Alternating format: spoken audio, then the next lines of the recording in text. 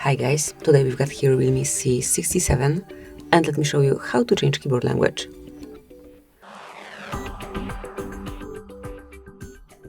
At first, open new message or any other area where you've got access to your keypad. It can be new mail, search area, whatever.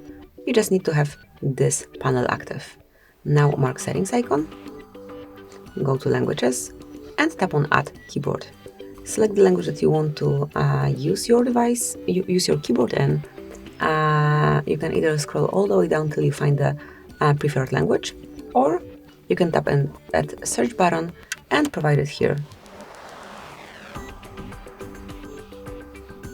Tap on done, and you can stay with both languages if you want to. In that case, you will be able to switch between languages by tapping on this word icon, just like this. Or you can remove unnecessary language by tapping on edit, marking the language and selecting the icon again. Then once you go back, there will be no word icon and you will have this one language only. Thank you for watching. Please subscribe our channel and leave the thumbs up.